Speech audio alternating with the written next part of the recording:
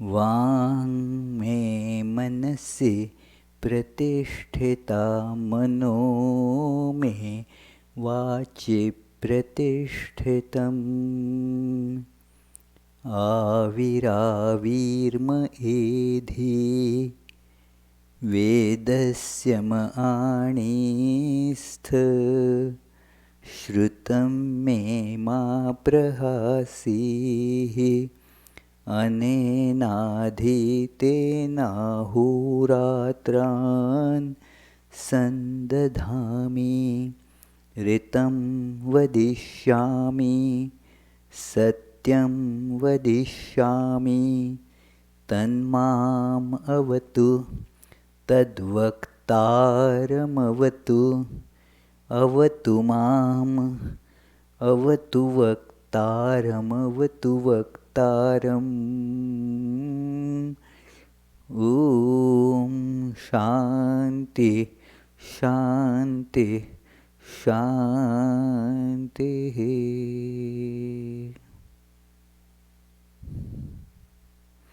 May my speech be firmly established in my mind.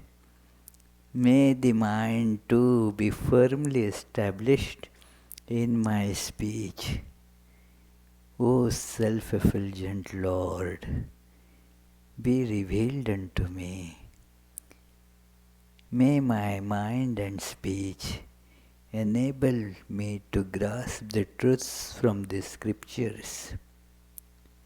May not what I learn from them ever forsake me. Let me live my life day and night according to their teachings. I shall speak what is appropriate. I shall speak the truth. May that protect me. May that protect the teacher. Om, peace, peace, peace. Let us feel our intrinsic divinity like a candle flame, steadily burning in our heart, our true, luminous, divine, perfect self, which does not change in spite of the changes in the world, in the body, in the mind. That is the unflinching, unwavering flame in our heart. Let us concentrate on that.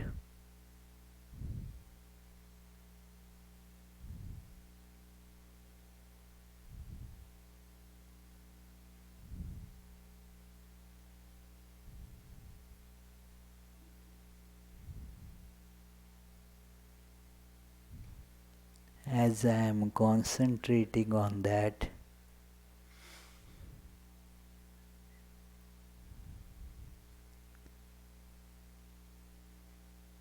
this light from the flame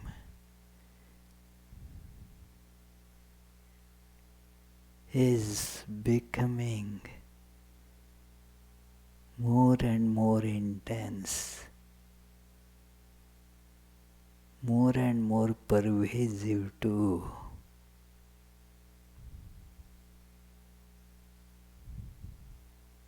I see whole body has become now luminous.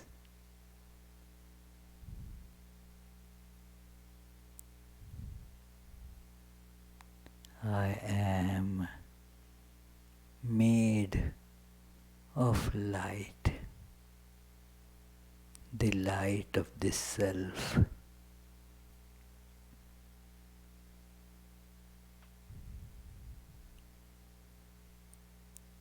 Like in a clay statue,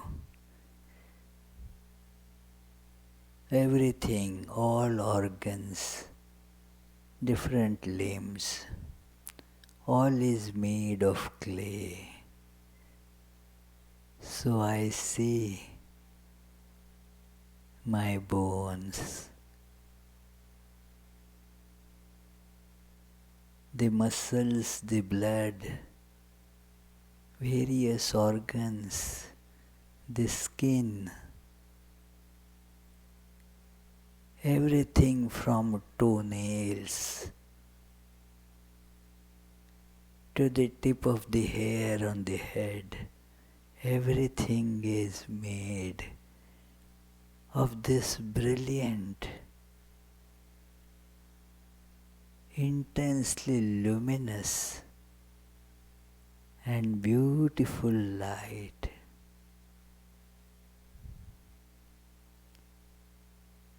I am seeing that same light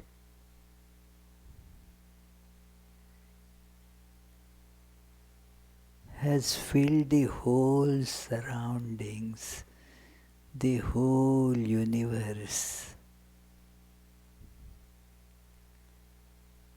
Everything is the light, same light, the light of this self, the same self everywhere.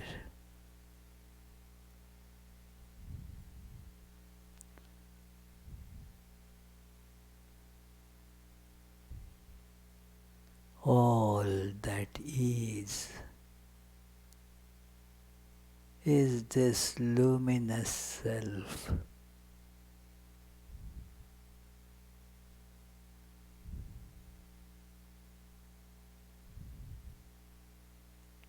Time and space have dissolved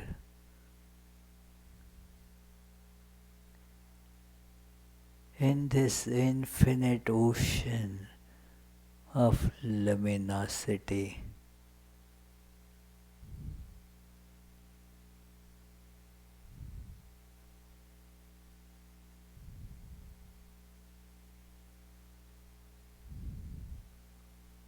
I see. I have no birth, no death, no wants, no suffering.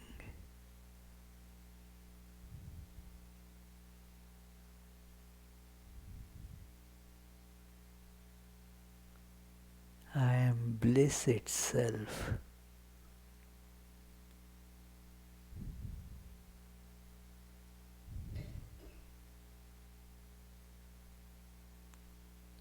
I am peace itself.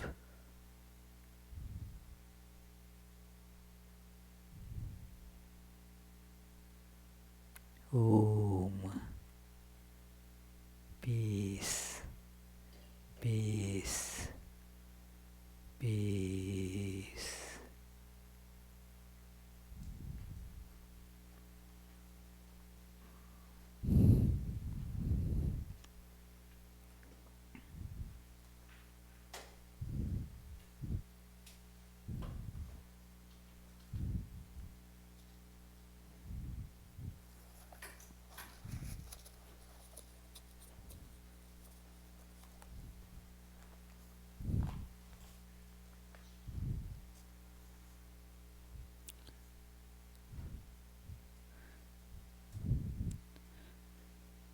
So, dear friends, let us begin today's study of this great, unique biography of Sri Ramakrishna with our usual chant.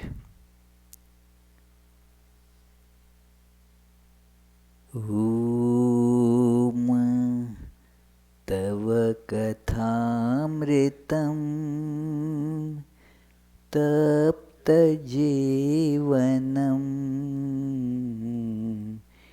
कविभिरीडितं कल्मषापहम् श्रवणमङ्गलम् श्रीमदाततं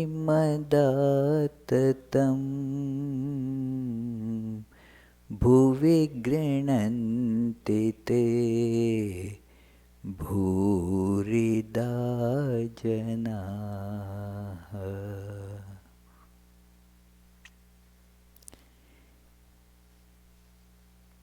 In the beginning, I mentioned that this is a unique, very special biography. We discussed it before also, that what is the speciality of this biography.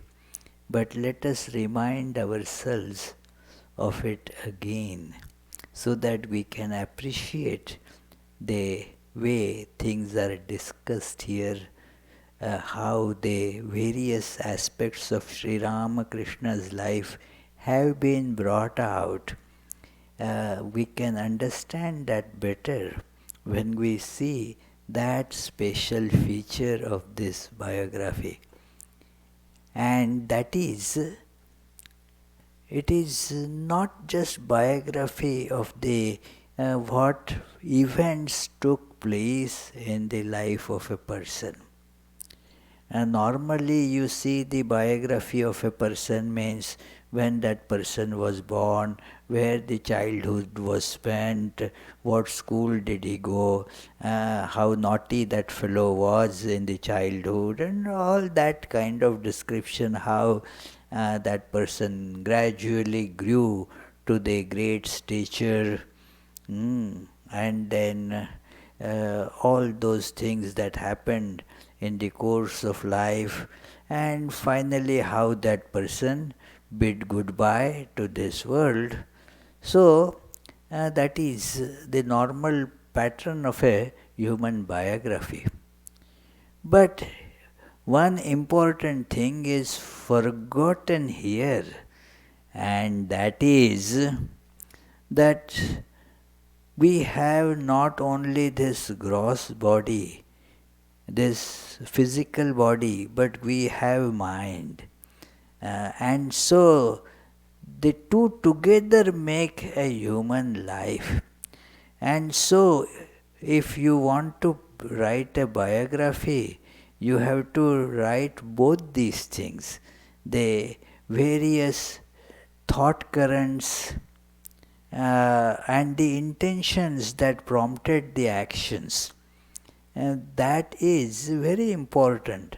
Otherwise, it is not a biography of a human being where the mind plays a very important, most important role, that according to the mind the body acts.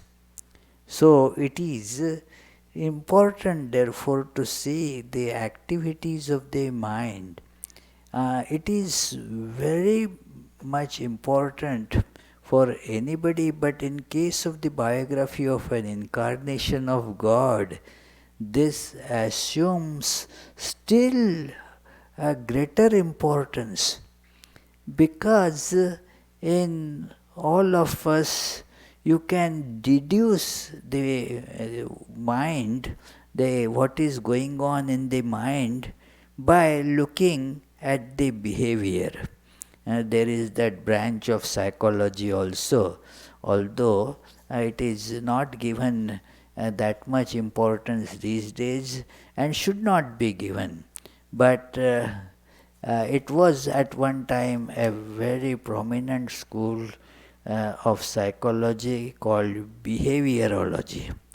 Behavior, that observe the behavior, and by seeing the behavior try to see what is going on in the mind. Because it is just reverse, whatever is intention gets reflected into the actions. So if you observe the actions, you will be able to go back to the intentions. And since there is a common pattern that you see a person going to take some food, then you see that the person must be hungry.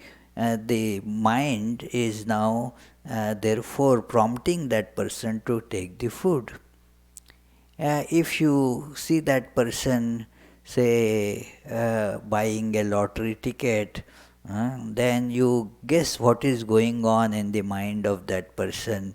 Because most human beings, there is a pattern that these intentions will give rise to these actions, and therefore when you see such actions going on, you can more or less successfully guess that what is going on in the mind.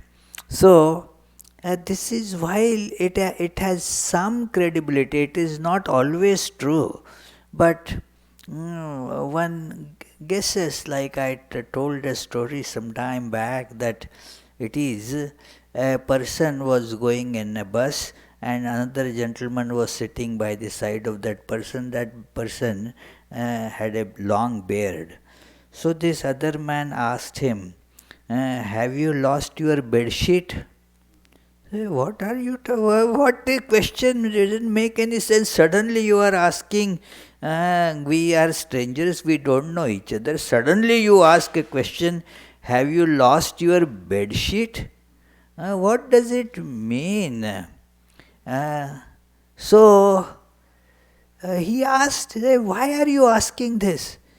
You know what happened some time back? I lost my handkerchief and I am a poor man. So I needed to buy another one. So to save money, I didn't shave for many days. Now I see you have a long beard, so you probably have lost not a small handkerchief, but a whole bedsheet. So it is by seeing that action, you deduce a conclusion based on your experience, which may be completely wrong. So, but that is how the human beings tend to see what is going on in the mind by looking at actions.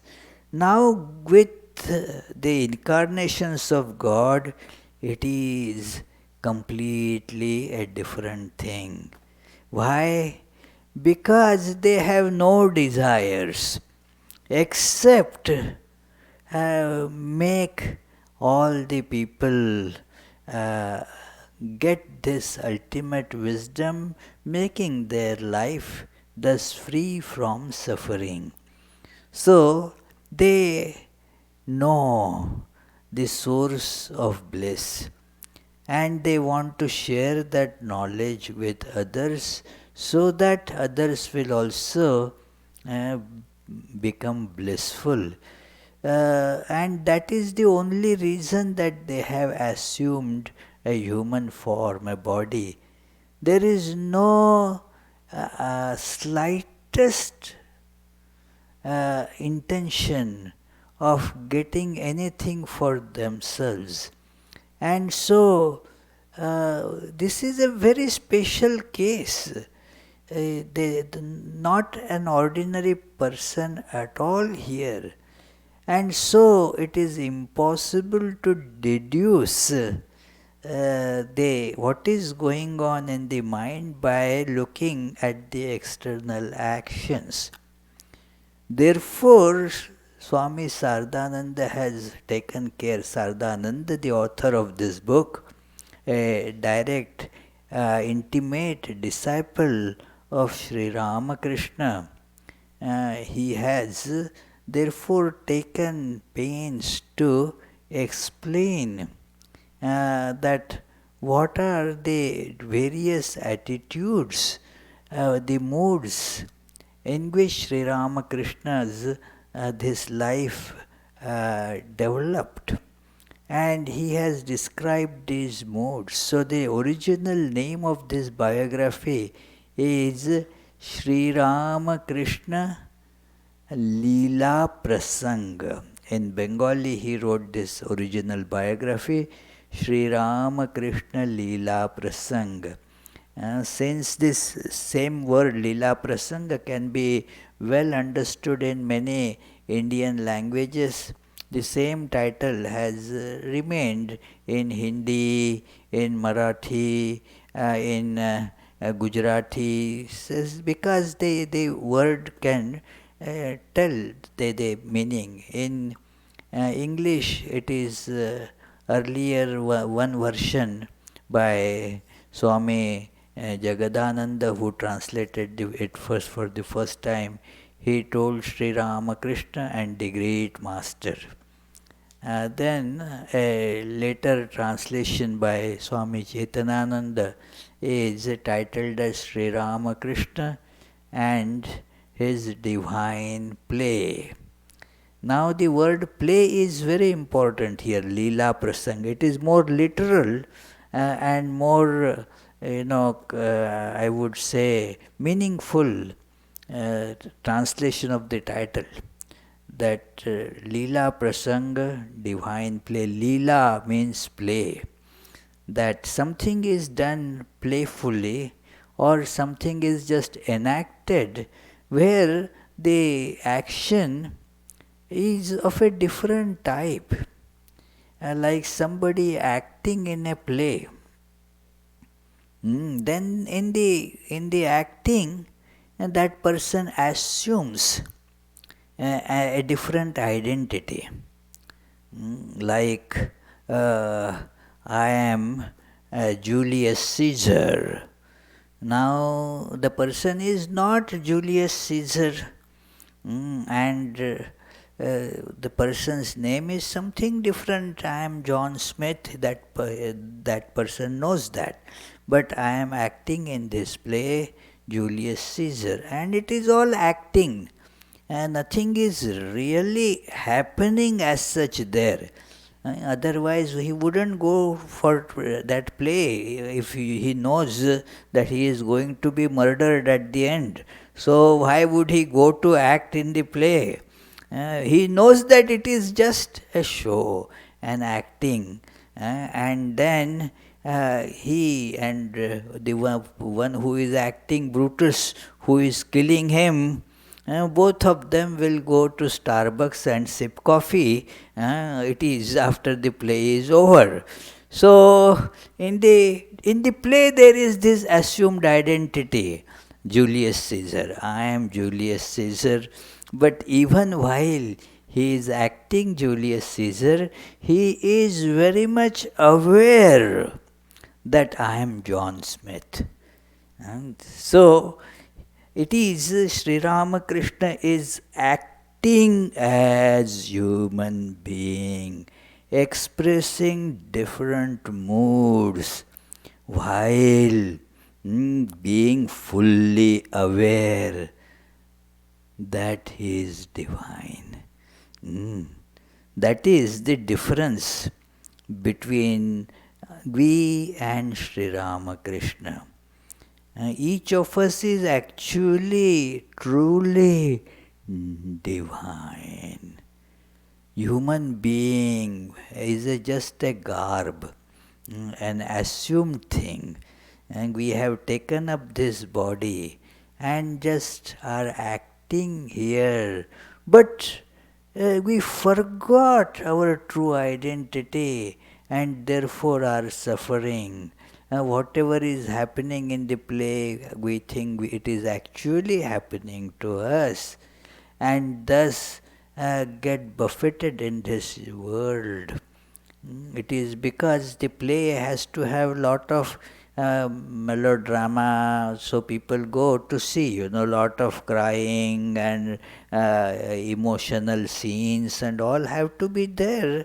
It is one of our Swamis used to say that, look, this suffering also, the stories we like to read, we don't like to suffer. But the stories of suffering, we go, people buy a $200 ticket at Broadway, New York. They go to $200 ticket and then keep on crying. What is happening?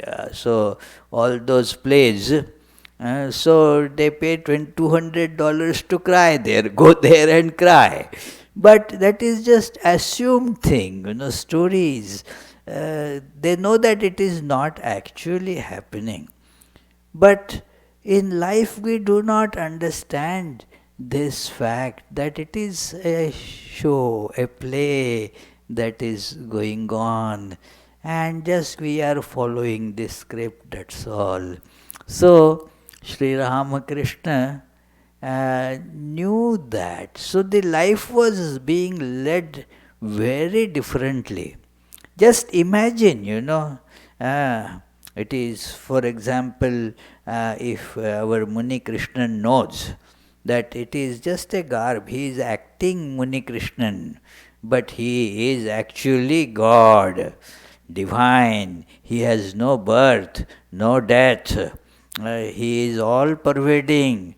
How different will the inner feelings would be? Will there be then any sorrow in you, Muni Krishnan? Even though you will show sorrow, that, oh, this happened to me, but it is, you will not actually feel sorrow. In fact, you may cry more because to make the impact in plays and dramas, they show all those things more enhanced. They put more colors in it. One of our artist friends, he would give more colors into that than actually what you see. Hey, these flowers actually have not such a redness. Says, Swami, you say it is, we have to see from the eyes of the spectators, how they will see that. So we have to put some extra color there, because while seeing from a distance here, there, that some impact will get lost. And it is, after all, how it impacts the mind, that is important. So therefore, in dramas you see lot of crying. In actual life you don't see that kind of crying. But in movies and all you see shedding really pot full of tears. It is an exhibition to show that yes, something very sad has happened. But in actual life, that person is not so sad. It is not really happening like that. When you know, the life becomes different. So Sri Ramakrishna was aware of this, that this is a show. But while acting, he was acting perfectly. Everything that is happening was going according to the script. It is in Bible you read, and Jesus said, everything there written in the script will have to come true. That is, this acting is going on. He told that what is known as Last Supper. So that he said, well, one of you for a few these little money, a few pieces of silver, you will be handing me to the prosecutors to try me. And all of them said, no, no, Master, how can we do that? We love you so much. We will never do that. Jesus laughs and says, well, everything that is in the script will come true.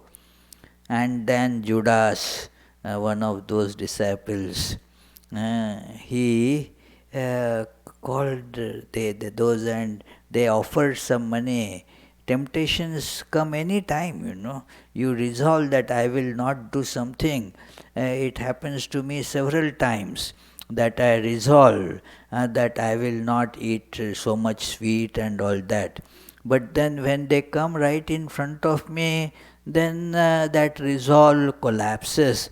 I say, well, I decided, no doubt, but do I have to do it from this moment? From tomorrow I can start it. So it is, the resolve collapses. So if you put these some money, and that Judas thought that what does it matter after all? I am not doing anything bad. They are not going to really find anything against Jesus. He is a sinless man. So, okay. And many such things in that. I am not going in the details now, but it is a wonderful passage to read, that how these things came about. Because it is all in the script that is going to happen. Because unless there are many unimaginable twists, the story is not very attractive. So, lot of twists and turns in the tale, they are always going to be there. So, Sri Ramakrishna's life is full of that understanding that this is all a fun going on. A play is enacted for fun. Let us have some fun. And so you enact a show that, okay, call everybody, that put a stage, arrange the proper those apparel that is suitable for that, and then act. So that is how it is there. Nothing is actually in that sense real there. So this play is being enacted, Sri Ramakrishna Leela Prasanga. It is Leela. It is, that is how it is Sri Lord Krishna, same thing, Leela. That it is not something that is actually happening, but a presentation. And what is the purpose here? To bring the illumination. That when you see that this person is looks like human being, acts like human being, but is divine, then you reflect that on yourself, that yes, although I look like man, I act like man, but I am not a man, I am divine. And we will also realize our divine nature. That is the purpose of this. And that is served through various actions that take place. It is what the part that we are studying is Sri Ramakrishna in the mood of Guru, the teacher. The biography therefore is divided in a somewhat strange way. Strange in the sense, normally you see it is given just chronologically, gradually, some birth, or before the birth the ancestry and all that, then how the various stages of growth went on, ultimately how the fellow died. I tell many times that common story of all of us.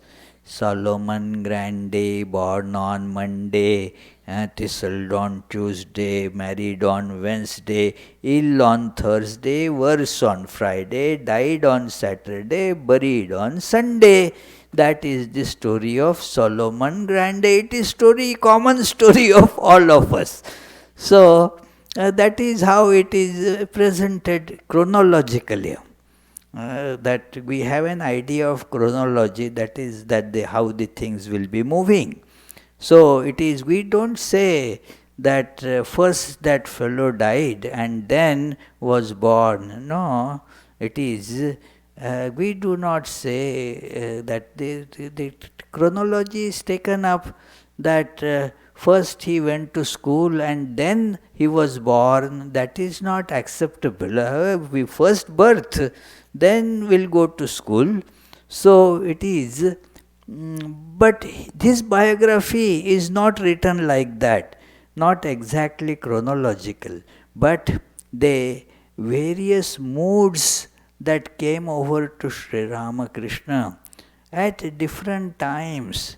There is no exact chronology because Sri Ramakrishna is also as a spiritual aspirant, sadhaka. So there is a sadhaka bhava volume, sadhaka bhava. Then Guru Bhava means Sri Ramakrishna as Guru. Not that it is only one period that he was a Guru, that uh, his mood as Guru or his work as Guru spanned right from the childhood till his passing away. There are incidents to show that the teachings were getting transmitted. So that is Guru Bhava, Sadhaka Bhava, Divya Bhava. Sri Ramakrishna as that glorious divinity as it were is just coming out spontaneously. It is like that. So Divya Bhava. And then there is the Sri Ramakrishna Balak Bhava, that Sri Ramakrishna in the mood of a child. So it is the mood that is important. So here we are reading the Sri Ramakrishna as Guru, and we are almost not to the end of the chapter that Sri Ramakrishna as a Guru. Sri Ramakrishna in Bhavamukh has been described. Bhavamukha, we saw the meaning of that in great details because that is the key to understand the special nature of Sri Ramakrishna's teachership. Sri Ramakrishna is on the threshold of being in the absolute divine realm as well as in the relative realm where we all are confined as it were to live. So therefore he can bring us the news of that divine realm and can inspire and guide us to get there. It is like that, like our mailman, that mailman is connected with the post office and is also connected to us, so that our mail from there can be brought to our home by the mailman. So if the mailman is never connected to the post office, why call that mailman? It is, and if he never comes to you to deliver the mail, then again he is not mailman. So therefore, this is a connector, and that is called Bhavamukha. It is through that the teachership of Sri Ramakrishna is getting expressed. And let us read a little more about that.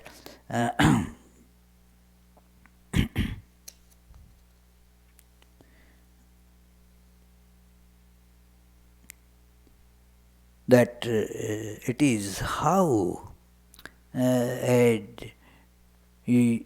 person becomes, connected with something, holds on to it, even if it is not a very significant thing, but because that is connected to his teacher, his very venerable somebody, And so that we were seeing that story last time, that how Bibhishana, while ruling Sri Lanka, that was the domain of what is called asuras, the demons, and they would eat human beings. Human beings was a kind of food.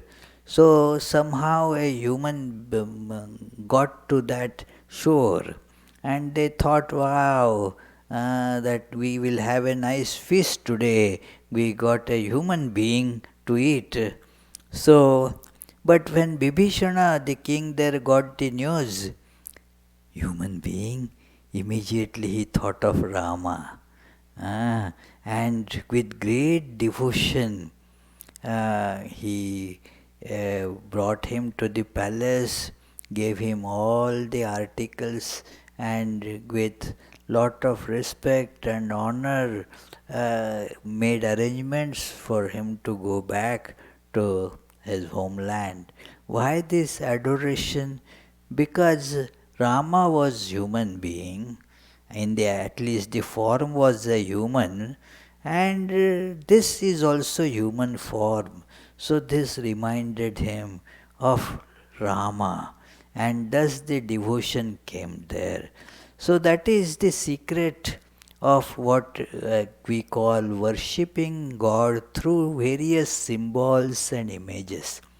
It is those, if you want to know a little more about it, I would suggest read that very small but tremendously powerful treatise of Swami Vivekananda. A small book.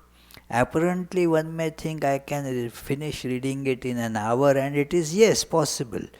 Uh, there is a very nice description of how the symbols work, how images and symbols become tools of developing the devotion in us.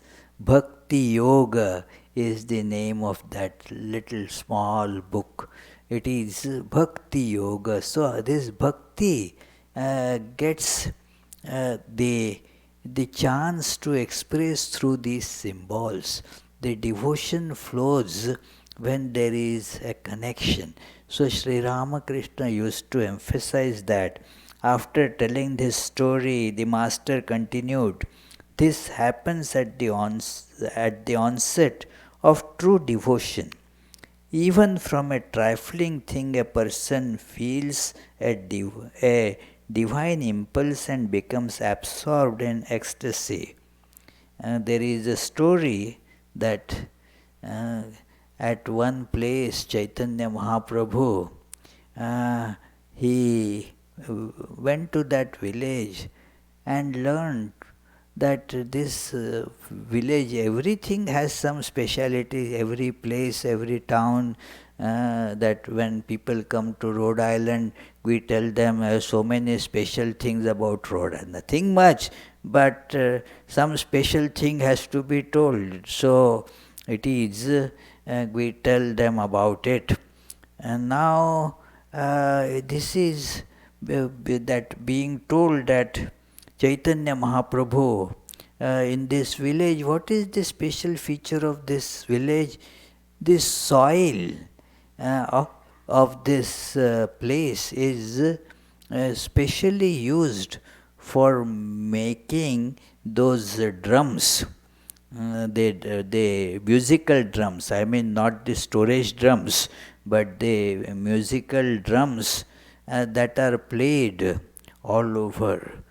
And Chaitanya Mahaprabhu, he went into ecstasy uh, because the mind immediately from that drum went into the kirtan, and that the singing the name of the Lord, dancing and singing the name of the Lord. So Krishna Krishna Hare Hare.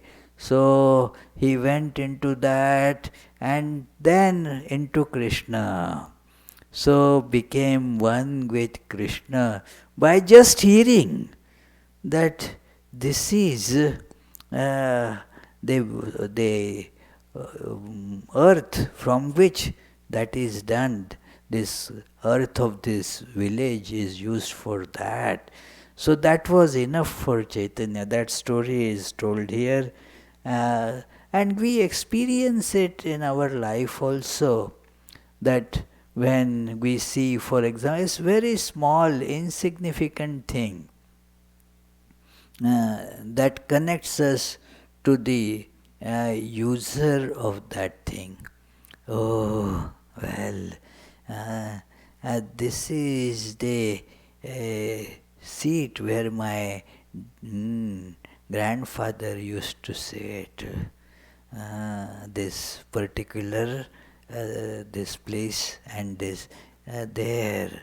Now immediately the mind gets connected to the grandfather, all that happened, how that grandfather used to love me and so forth. All those things immediately spring up by looking at that thing. So it is like that. People you will see, they have these days it is all digitalized, that old photos, old pictures, that they look at that and then just spend hours and hours. They do not even realize how much time has elapsed. Oh, okay. Oh, this was the school that I used to go as a very young, 7 years old. Now, 70 years old person is saying, hey, when I was 7 years old, that was this. And now it doesn't look like that, but those days the school looked like that.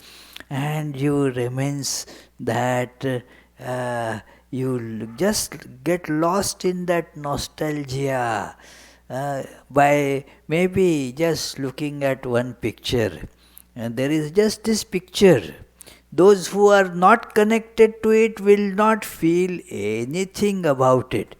But you will remember, hey, my mom used to take me to that school and I used to cry bitterly. I didn't like to study at all. We had such teachers, this teacher and that teacher, all that memory would just spring up. You get lost in that atmosphere just by this one little glimpse, that picture.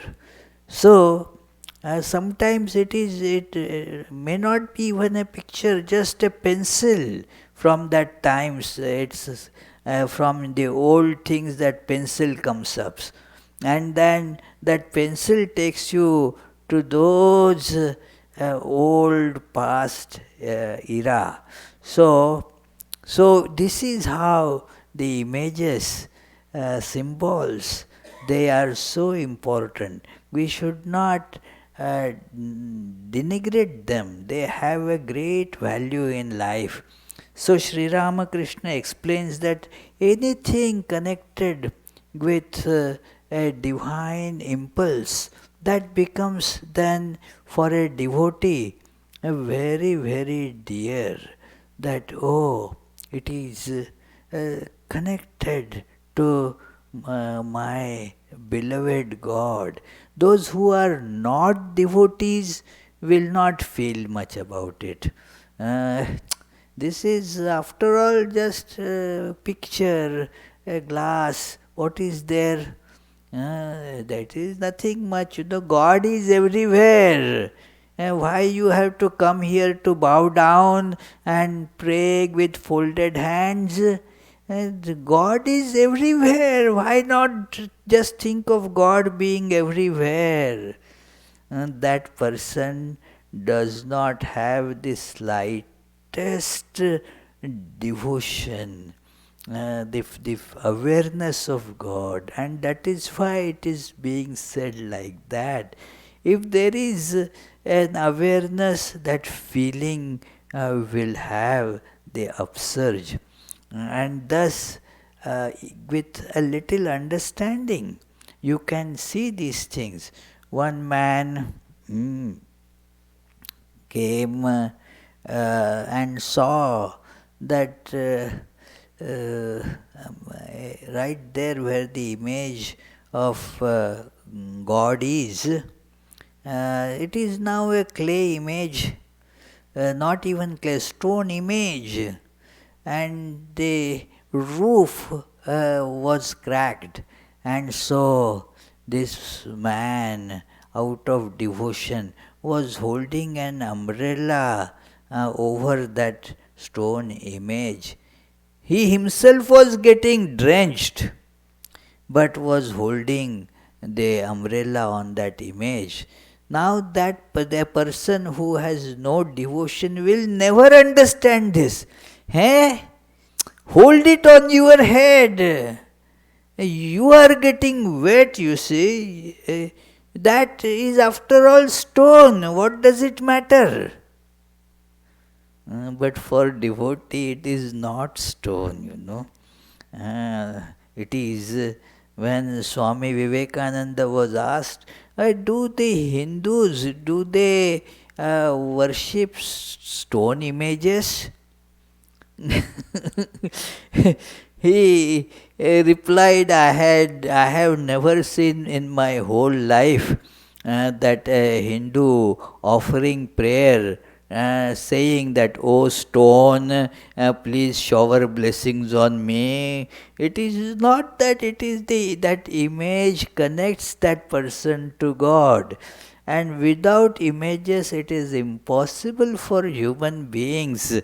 Only what happens is, followers of one religion think that their images are all right.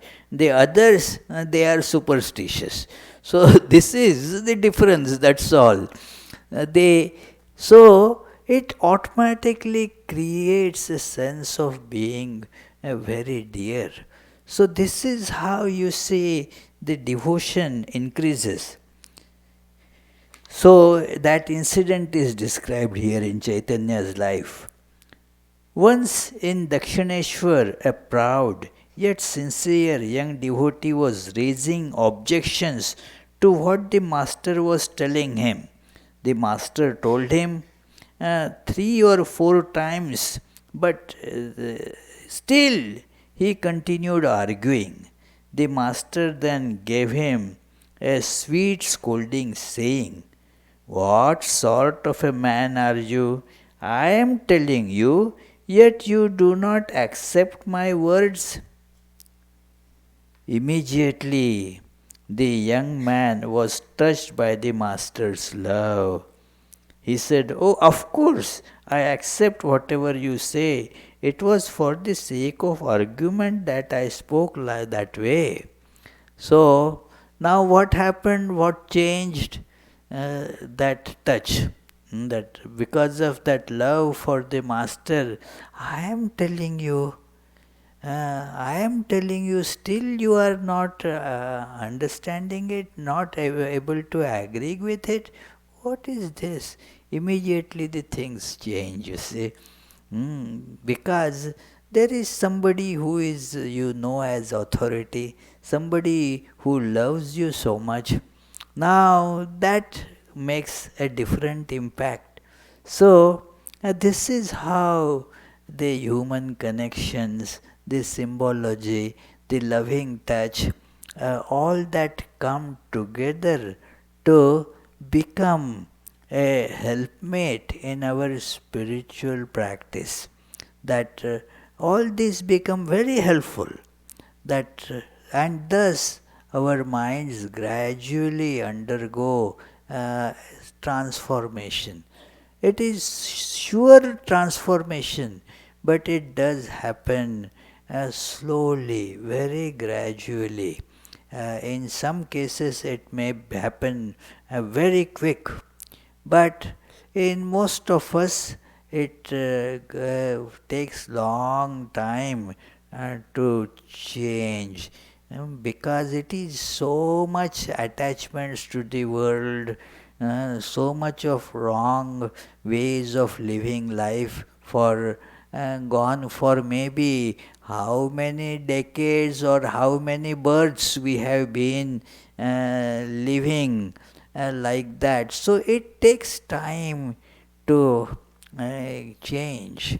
Like how long will it take to clean that room?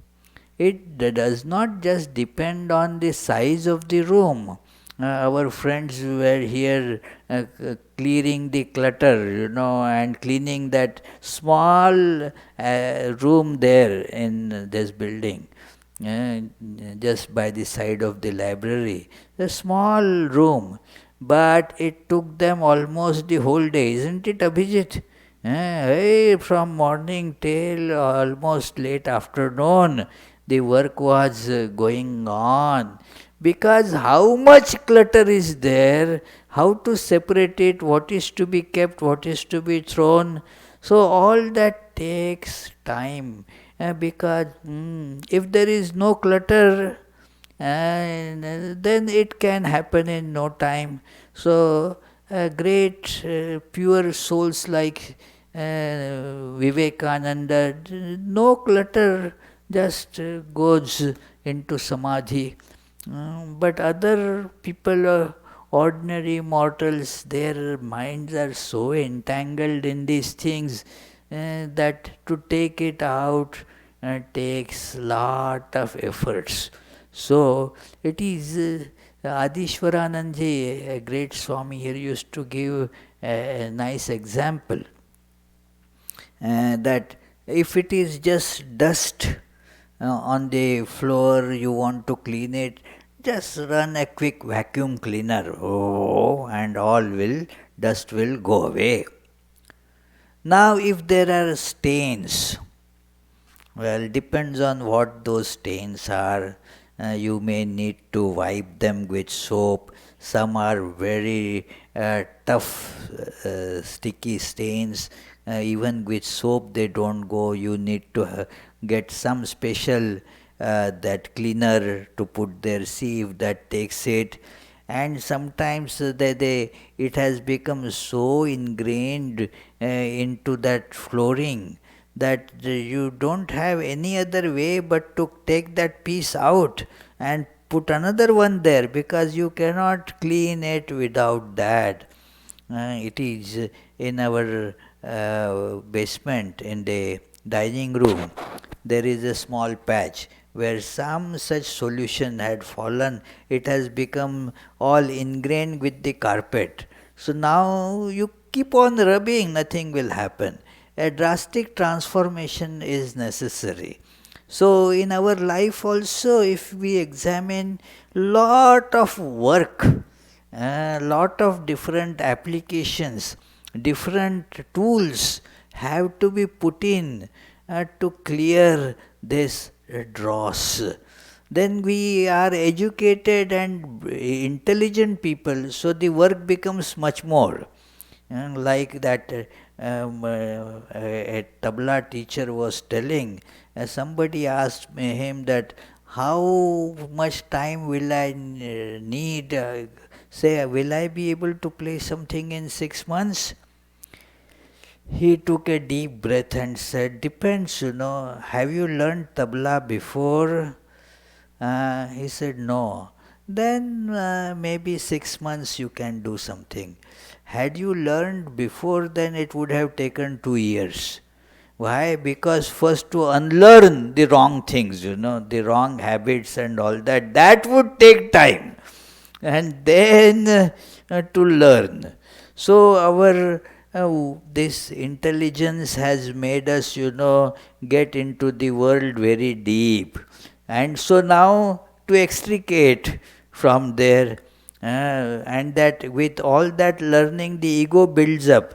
I have learned mathematics. I have been working on this project for so many years successfully. Swami, do you know how many big projects I have accomplished here? So all that, the ego builds up with all these things, and it becomes then more difficult to take it out, because that is the obstacle. And when it has become much more ingrained, strong, like the stain that has gone deep, so it won't get clean just by wiping.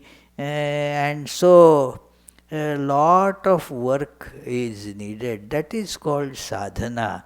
So Sri Ramakrishna explains that it takes a lot of time. So this is that love of Sri Ramakrishna that makes us see that why will this person be telling me wrong things? He loves me, and he has the deep knowledge of the subject. Why argue about this?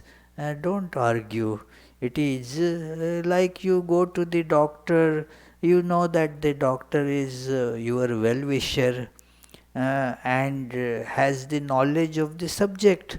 So the doctor examines, prescribes, and tells you, do this. But if there is an ego, these days this happens a lot. People read something on the Google and start arguing with the doctor.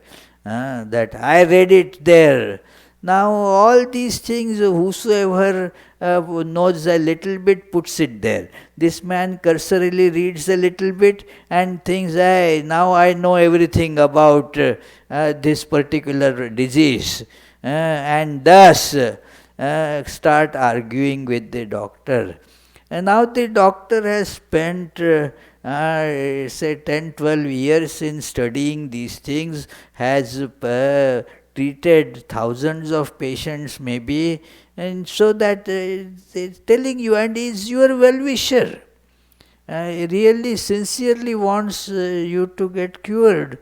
So why don't you accept it is you are paying the doctor, and again you are wasting your own time, energy, and your health also. What is the point? But that happens because a lot of undigested information is now in us. So it takes more time. Earlier people's minds were much, free from this clutter. So the advice would be accepted. Oh well, that teacher is telling must be true. Now hundreds of arguments, and that too not with the idea of accepting, but just to show that I know more than you know. So it becomes a big obstacle. So slowly, gradually we need to work using all different tools which Sri Ramakrishna provides. So we shall continue this study by the grace of Sri Ramakrishna next Tuesday. Let us conclude with the closing prayers. Of course, if you have some questions, you can ask after we meditate for 30 seconds, just a short, to ponder over what we learned.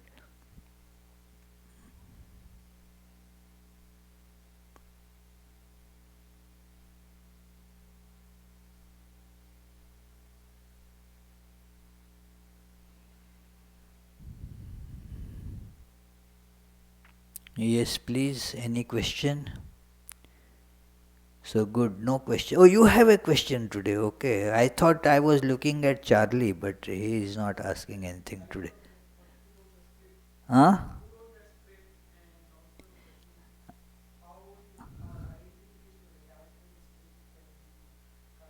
Ah.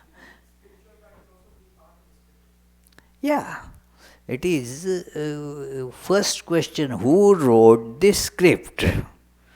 And that you do not know in this. It is because who will require certain specifications that this person is fair skinned or dark skinned, this age, man or woman, and all those characteristics are necessary to describe. Now, that which is beyond all characteristics, how can you describe that who? There is no particularized who there who wrote that script. So, it is impossible to know who wrote that script. That is why one word is used for that, Maya. That God, through His own inscrutable power, it is that is the important word, inscrutable power is that. So this is the author of this script. Now, how to remove our identification with the character that we are playing? It is through thinking, meditating, as we started this class, meditating on the unchanging self. That is how, knowing that John Smith, that I am John Smith. Yesterday I was playing Julius Caesar's. Today I am going to play Othello. Those roles change, but my being John Smith does not change. So we see this unchanging self manifesting in different changes.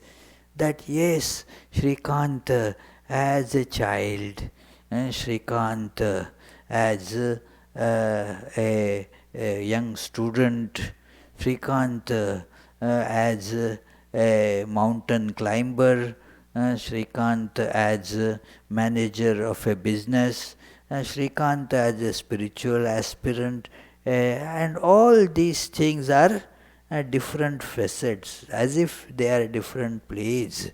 And but there is that constant thing that did not change. So that looking at that unchanging core and trying to hold on to that, this process in short gets called as meditation.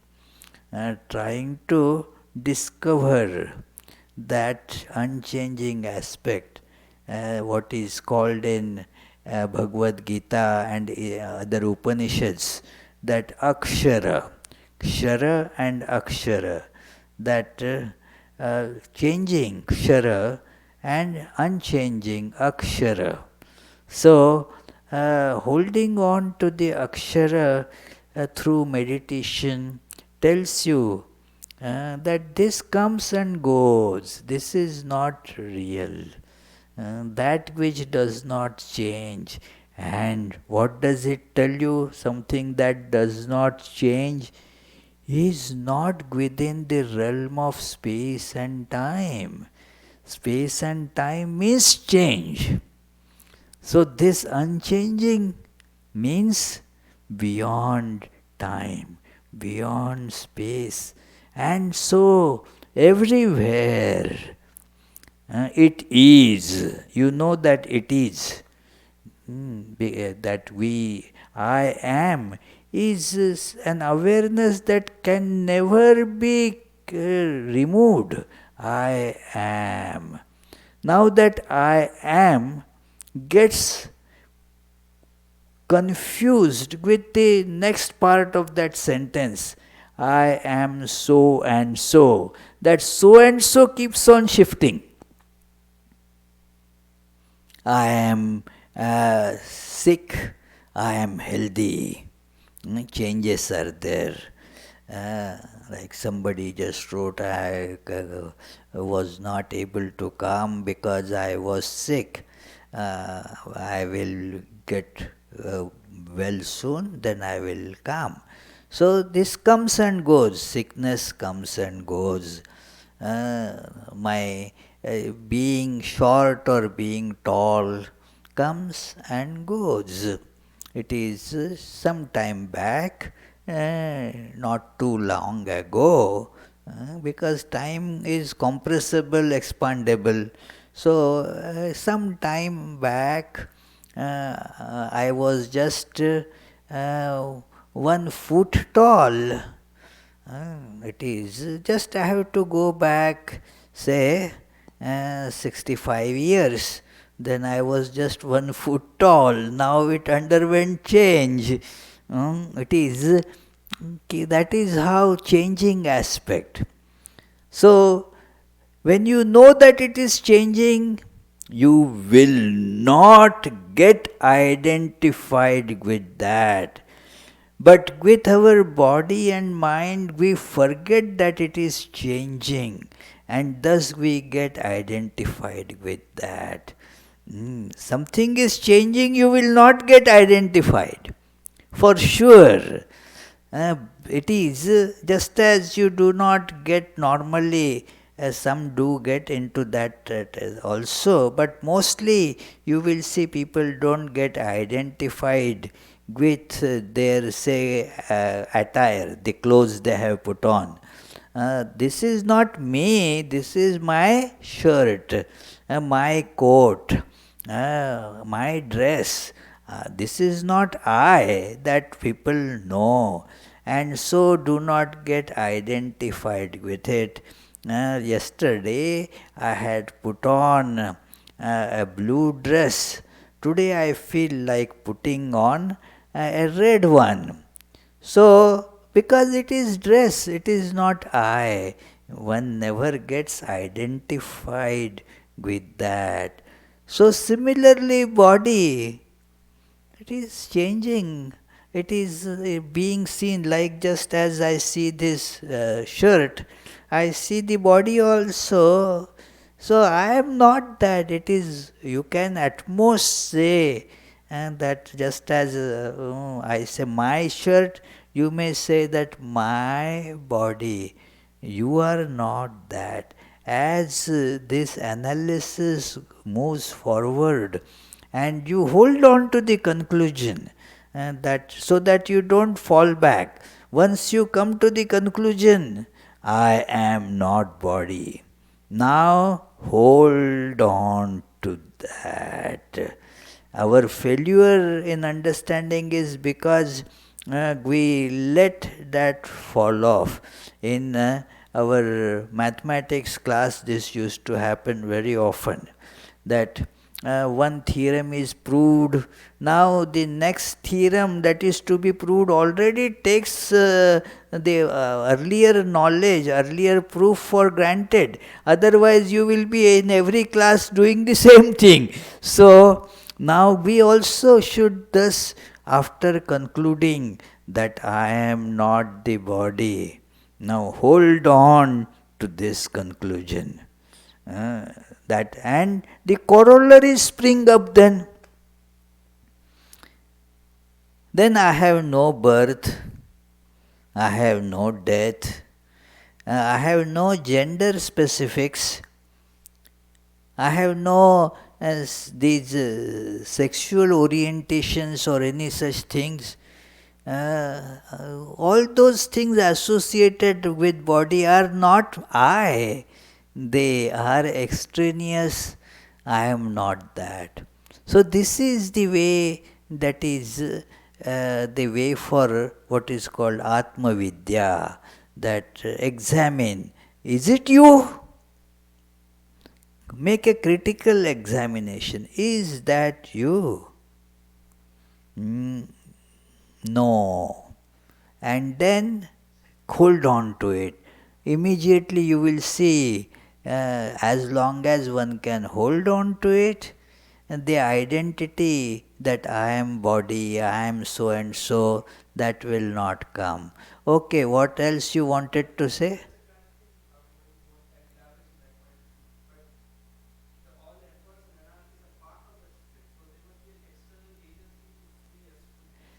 Well, that is the this is, you are right, this is part of the script.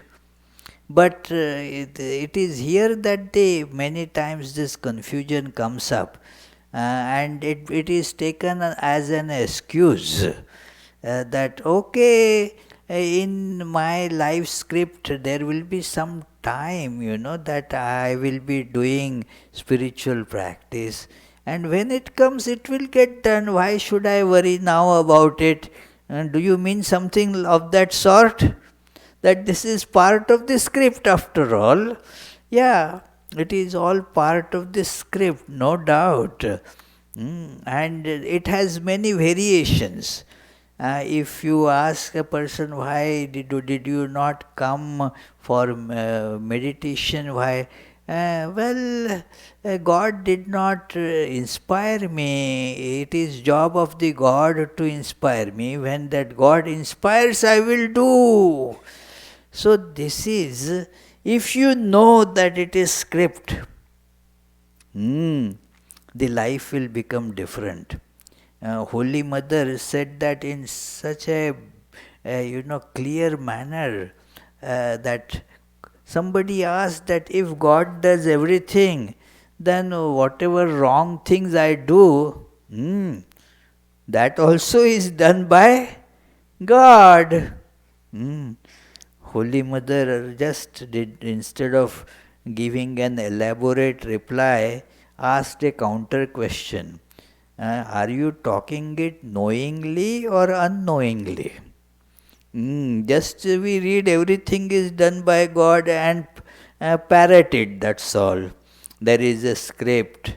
Well, if you know that it is just going on to this according to this script, you already have attained to that disidentification with the character. So the original question wouldn't come then. It is like that. Yeah, efforts are not sufficient, is agreed. Efforts are not sufficient. But can you dispute efforts are necessary? Efforts are necessary. They are never sufficient. It is, but the efforts are just expression of our yearning. And that is the use of the efforts. By efforts, nobody realizes God. But by efforts you realize God. Both are true. That is how Kathopanishad in a very mystic way puts it. That it is manasa na and manasaiva in two verses that follow each other, that it is that yan manasa na manute, that which is not expressible through mind, it is beyond mind. But manasaivedam aptavyam nehana nasti kinchana. By mind alone it is to be attained. How? By purification of the mind. That is alone that we can, that our doing is limited to that. So therefore, if you do that, nothing else remains to be done. In that sense, that alone will take care of it. So, this is how it is all involved in the script. But our making effort, intense effort, is also thus part of the script. It is just unfolding of the script. And if when you see that it is part of the script, then that disidentification has already happened. So let us conclude with the closing prayers. Already it is 8:48, and as you know, there is this day-long spiritual retreat coming up on June 15th. So one needs, June 15th. Huh? Oh, so that day-long spiritual retreat. The day-long meditation is on first. Day-long meditation is on first, but the spiritual retreat, for day-long meditation you don't need to register, but for day-long spiritual retreat to be given by Swami Kripamayananda on 15th of June, one has to register for that. So please register as soon as possible. Oh yes, yes, yes. Please get attached to all these fruits and other things kept for your taking. Please take them. It is good. They are not fruits of action, so you can get attached to them, no problem.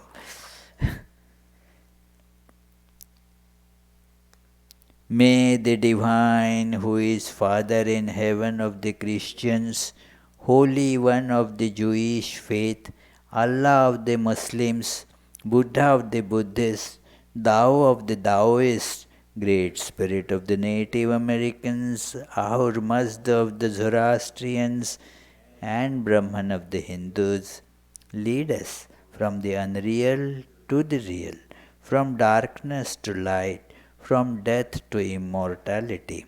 May the all-loving being manifest himself unto us and grant us abiding understanding and all-consuming divine love. Peace, peace, peace be unto all.